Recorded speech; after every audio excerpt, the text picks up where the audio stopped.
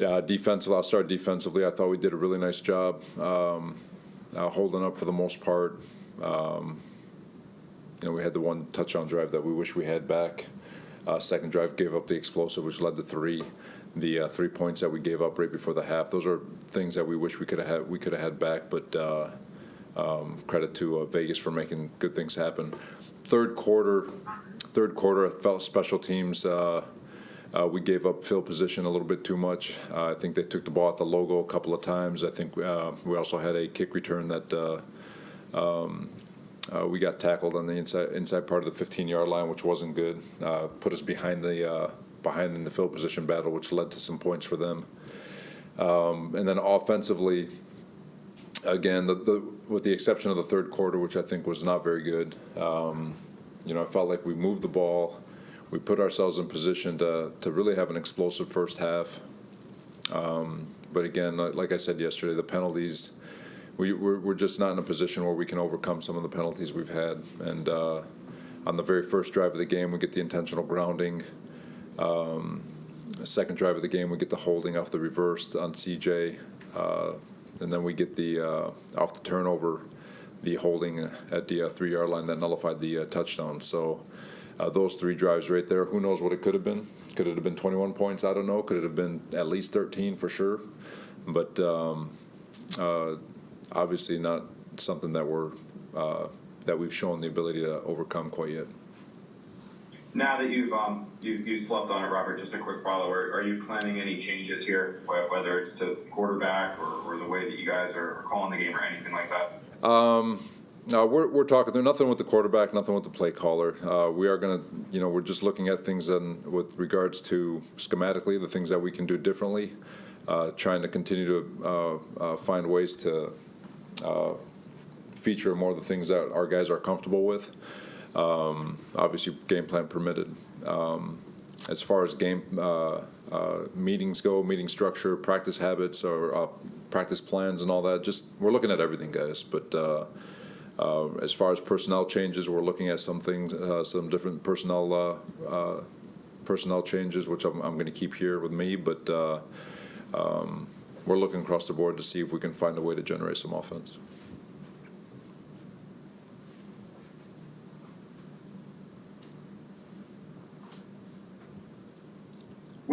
Specifically with the quarterback position, Robert, I know you've been committed to Zach and committed to this, but is the leash getting any shorter when these struggles now kind of continue, whether it's for penalties or protection breakdowns, or sometimes the quarterback or sometimes the receiver, leaking into now week 11? Like, is there, maybe not all Zach, but still a change of quarterback could theoretically provide a jolt?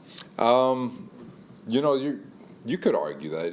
You could always argue that some type of change, and you're always going to look at the quarterback first, along with the play caller. When speaking about Zach, I get it. There's a yearning for more or whatever it is, but I feel like he played a good game yesterday. He obviously he'll admit that he'd want that interception back, but it is hard to make changes just to make changes, just to pacify something, and especially when someone's not deserving. If he was deserving of it, I got you. Like, let's change something. But and that's really for every position. That's a coach, that's a player, that's defensive play. It doesn't matter. You're always trying to look at ways to make sure that everyone is operating at full go, and to say that one person is the reason for everyone failing, I don't think that's fair. I don't think that's right. But again, that's just one man's opinion. I guess I'll keep this streak going here. There was a moment there, I think on the game's final drive, where some time ticked off. Like there were a couple extra seconds that ran off the clock with a timeout. It looked like you were trying to call it earlier than what it actually was received. So can you just kind of explain what happened there? Yeah. So Conklin gets the explosive play, and I don't know. I feel like I was about 2 yards away from the referee. Conklin gets tackled with about 19 or 20 seconds left, and I'm trying to bang a timeout and chasing. The ref and I are running to the spot, and I'm I feel like I think I threw my headset at him to try to get his attention. It just usually they look back and acknowledge the coach in this situation, but for some reason I wasn't being acknowledged, screaming for a timeout, and I lost the argument on when I was trying to call it. But a very, very unfortunate. I've never seen it happen before like that, but so goes it. So. Robert, penalties obviously have been a consistent theme over the last few weeks. When we spoke to Tyler earlier today, he mentioned that there wasn't definitely a disconnect between on the field, what you guys are working on in practice, and what's going on in game. But the consistencies of 8, 9 penalties a game continue to show themselves on a week-to-week basis. What do you feel is the reasoning for that?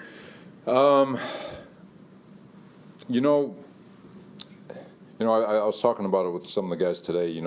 Up until, I want to say, the Denver game, I feel like we were one of the better teams in football over the last year and a half in terms of penalties, penalty yards, and all that. So it hasn't been an issue. Obviously, it's creeped up. I've talked to you guys about it before. What's frustrating, you try to clean up the post-snap. You've got control over the pre-snap and post-snap penalties, but it's the in-play penalties that are starting to creep up, and they're happening at the worst times, whether it's a holding penalty, a crackback, a chop block, just something stupid's happening, and it's very frustrating because it's derailing what had been, at least for us, a couple of really nice drives, but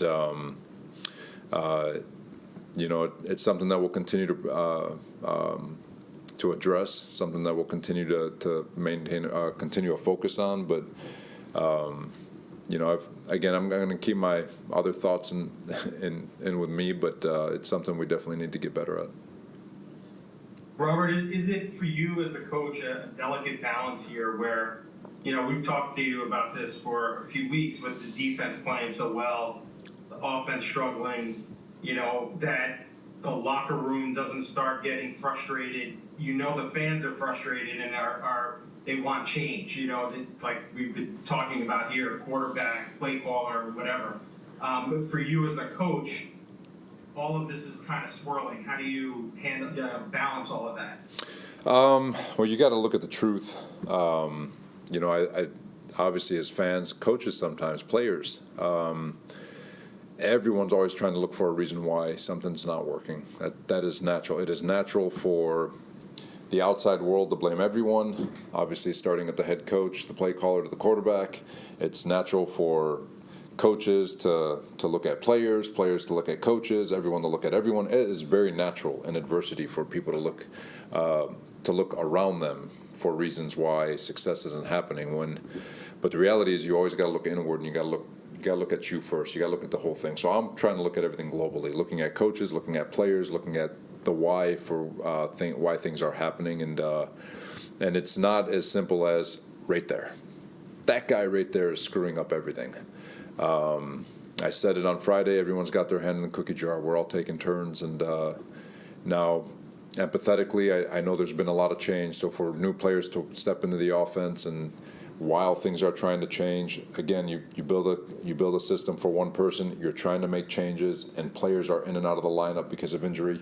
It's hard. So empathetically, I understand what's happening, but in the moment, nobody really cares. We got to figure it out. We got to figure out how to get this thing going. We've got to figure out how to put points on the board, and so the sense of urgency is always at a premium. But you just got to tell the truth, and you don't want to be too drastic and just make changes to make changes, because sometimes guys just need a little bit of time and continuity to give themselves a chance to get their ball rolling. Because it's not as easy as, okay, let's just plug this guy in and here we go, we're fixed, or that guy right there, let's plug him in. It's just not that simple. Take a couple more, Coach. A couple more. I think, like you were talking about, like the quarterback and the coach. Obviously, you get the attention when criticism with the quarterback. Like you're saying here, that despite what a lot of people are saying, where the change needs to happen, you have to pull Zach and make a change. You're saying that's not what needs to happen here in this right now. Well, when the reasoning is, well, just to give a spark, I don't adhere to that. It's, you're making a change just to make a change to see if it sparks something. Like, I mean, this isn't, I don't know, you know, it's just, I've never felt like making one guy the fall guy, is going to make everyone around them better. Now, if there was something that was going to make things better, yeah, you always look at that. But Zach is actually playing pretty good. You know, he's not. He's much better than he was a year ago. He is year one in a new system, a system that was, again, like I said, built for Aaron. Let's be real. And now we're trying to make a shift to get it to where everyone's comfortable with where we are.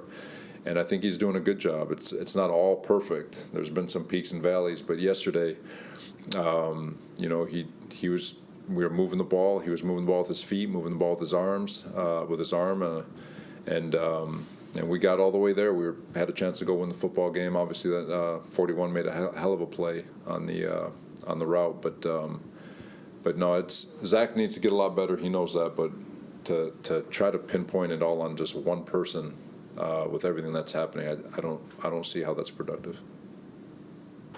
How did you guys come out with injuries yesterday? There's a couple things that are still lingering. We got in at like 8 a.m, so guys are still going through the process and evaluation. So I won't know much till Wednesday. Hey, Robert, there's a sequence there where Garrett seemed to be dealing with something with his right shoulder, right arm, right elbow, I don't know. But a little while later, you guys called a play that required him to pass the ball. I'm just curious what went into that decision. He was dealing. So it was a trick play that we'd put in. He was dealing with an elbow. I'm not sure it was completely. Wonderful evening. Thanks for coming. Sorry, there's a little noise. Anyway, it was. I'm not sure it was completely communicated all the way down to us with regard to what the injury was, but at the same time, I think he was cleared to go and he felt good. If he held on to it about another hitch, Lazard probably pops open for a touchdown, but it's another one of those plays that we let get away. Any more questions for Coach? Thank you, everyone. Thank you, Coach. All right, guys, thank you. Thank you, everyone. This concludes today's availability.